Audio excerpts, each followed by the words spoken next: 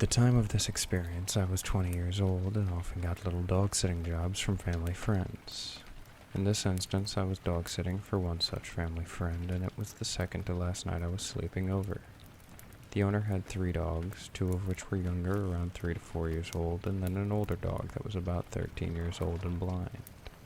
I was sleeping in their downstairs guest bedroom, and I always went to bed with the dogs and would place the older one on the bed.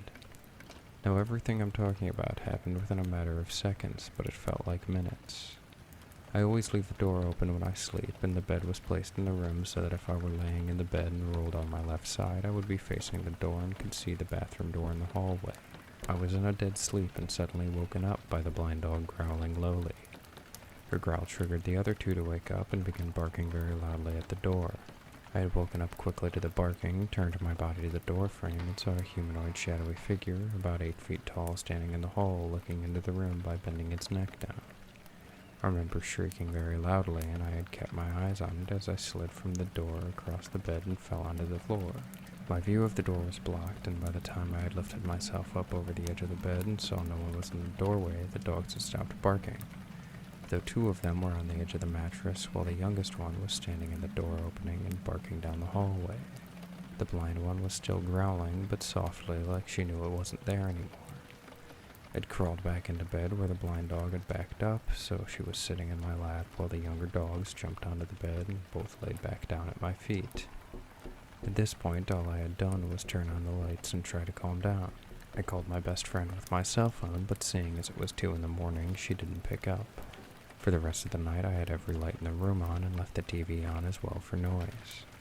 The 2 younger dogs fell back asleep, but the older girl remained in my lap until the morning. I would have thought it was just a very vivid dream, but in the morning I remember my throat killing me from how I had screamed, and I had a bruise on my knee from falling off the bed onto the hardwood floor. The next night I refused to sleep and remained in the living room with all the lights on and stayed awake.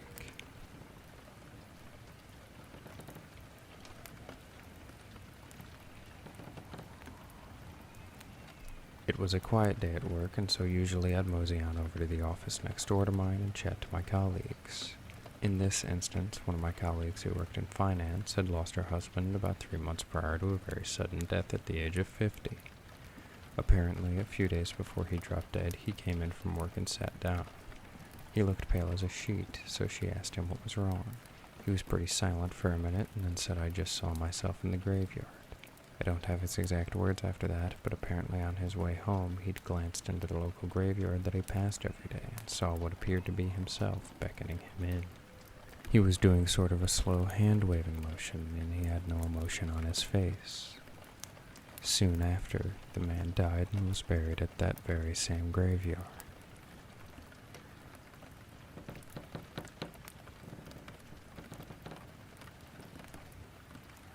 Most of the people in my house have seen the ghosts that haunt it. The first ghost is of a young girl that is quite playful. A while ago, my brother said at night someone was jumping on his bed, and sometimes he sees a little girl in his room. Another incident occurred when we went on holiday and left my house. My brother closed his windows and vents along with his door. When we came back, his room was trashed and the curtains and his posters were ripped off the walls. His room was the only room like that. My experience with this ghost hasn't been that bad.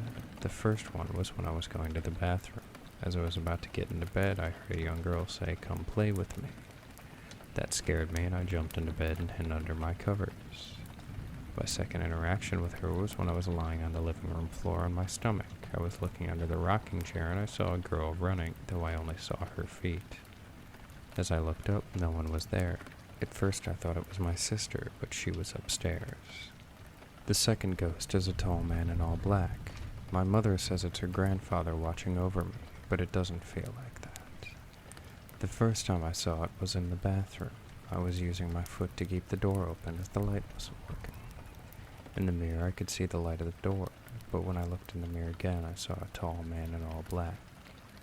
I turned around thinking it was my brother, but no one was there. The second interaction was when I was walking home from school. I looked at the car next to me and saw a reflection of a man in all black behind me, yet there was no one there. The third experience was when I was in my kitchen. I walked past the window and saw a man behind me, and yet again no one was there. There's another experience I can't explain.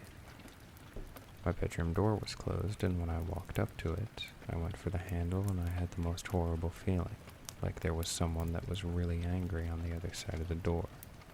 And out of nowhere I was paralyzed in fear with tears running down my face, and then all of a sudden that feeling went away, and I go in my bedroom and there was nothing there. To this day I don't know what caused it. The third ghost is probably the most horrible one. When I first saw it, it was sitting in the corner with its legs to its chest. It was just skin and bones, and it was all black, and it had markings on its face. The second time I saw it, I was walking home. I looked at someone's garden, and I saw a humanoid blur running on its arms and legs. At first I thought it was a cat, but there was no cat to be seen.